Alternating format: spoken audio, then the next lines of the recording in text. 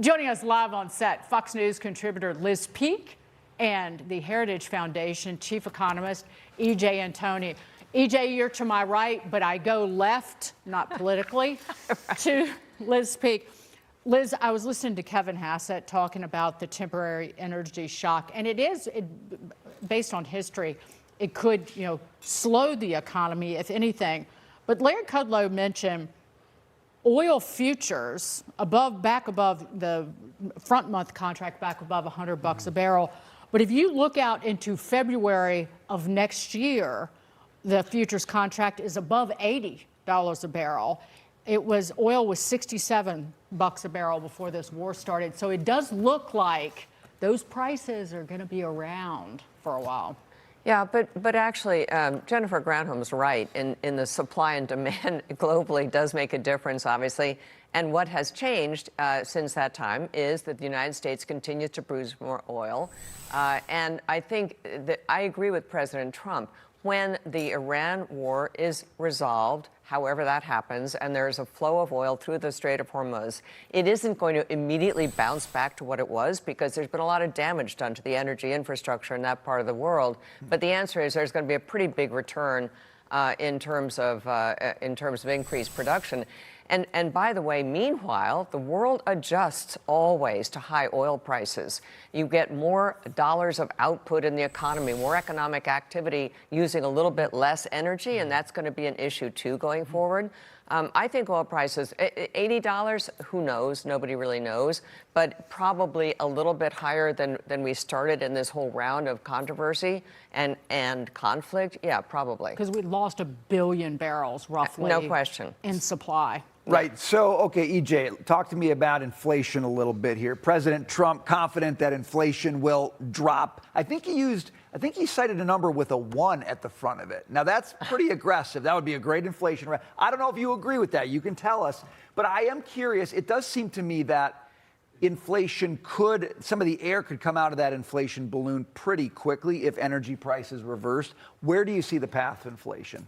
Well, I agree, Brian. If energy prices reverse quickly, then yeah, you'll see that quickly show up in the headline numbers. In fact, before the Iran war, if you just look at core inflation, that was actually pretty steady during Trump's first year. So what was really paying dividends here, what was really getting the headline number down, was the impact energy prices were having on the rest of the economy. Now, unfortunately, that is now working in reverse, right?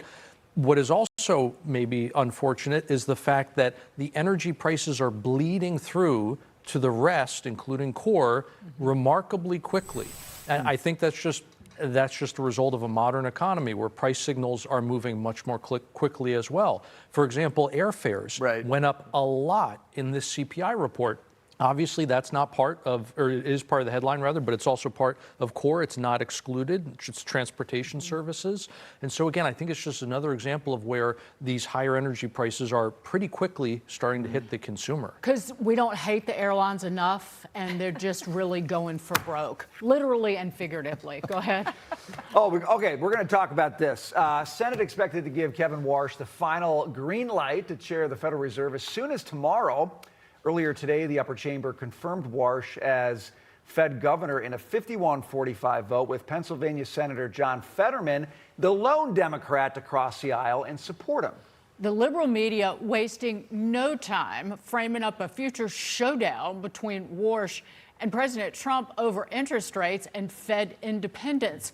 A Politico article already asking, quote, how many days until President Trump gets mad at him? EJ, they have nothing. You know what? They write that because they don't understand monetary policy. And yes, my finger is in EJ's shot. 100%. They don't know the first thing about monetary policy. Fortunately, though, Warsh does. So we're all very, very glad he's there. And look, it is going to take time before he can cut rates. He's going to have to reverse engineer essentially this whole ample reserve regime policy that they have in place. It's going to take time to do that. You can't do it instantly. You'd essentially cause a financial crisis like we had with the regional banks. Remember that under Biden in the spring of 2023? So we don't want to avoid that. Again, it'll take time to do this. It'll take time to shrink the balance sheet. You got to do that steadily.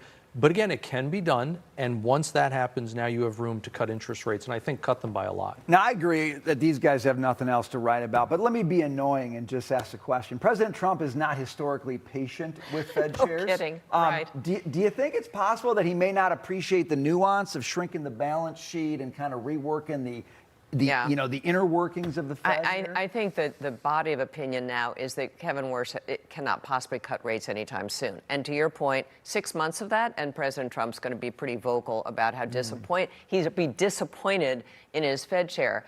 But Kevin Warsh has also made it clear a couple of things. One, that just like the tariffs were sort of a one-off and not a persistent impact on inflation. In other words, inflation stepped up because of tariffs, but should not have been considered in rate increases. Also, there's been chatter about oil prices being the same thing, particularly if the expectation is they're going to come down. And finally, he makes a big pitch about productivity, which a lot of the people on the left, economists, are saying, well, that's not going to happen. It could happen. It could happen that productivity gains are such that he thinks it's reasonable to cut rates. But right now, clearly the betting is no cuts this year. Okay. Well, the Fed funds rate is currently below the rate of inflation, which is stimulative. That would be a nice retort to the president. I'm glad I don't have to. Right. You'll not be delivering. President Trump is now on his way to China. I just want this to be a presentation of all the CEOs and a giant psyop of how awesome America is and how powerful we are, and we're leading in AI, and you aren't. Xi Jinping. Well, yeah, which is kind of the biggest issue for China right now. They are not really participating in a meaningful way in the explosion of AI capabilities, and certainly they're not leading the pack. And I think that's probably driving Xi crazy. Look, China's economy is not doing very well. All those CEOs going over there have the potential to offer Xi what? Investment opportunities in China. Maybe they'll bring. You notice, by the way, it's not everybody who's going over there, and some of the big tech guys are not going because we're not going to give them a step up in AI. But we could give them a step up in manufacturing and all kinds of other things, investment that they sorely need because they're back to doing what they've done for 2 decades, investing in infrastructure to boost their growth rate, a non-winner for China. Quick final thought, EJ. China. I think the whole meeting is a great opportunity for two adversaries to come together and to try to work on getting Iran resolved. In other words, have China, who is getting hurt probably more than we are, frankly, by all the disruptions in the Strait of Hormuz, have them put just as much pressure on Iran as we are to try to get that strait opened again. Hey, Xi, you giving them intelligence? Maybe you ought to cut that out. There you go. Ask the question. Yeah, exactly. And send all those tech CEOs with big bags of American soybeans. That's what, just have them. I like that. Liz, EJ, we don't have any soybeans for you. We'll bring them for you next shucks. time. Good to see you.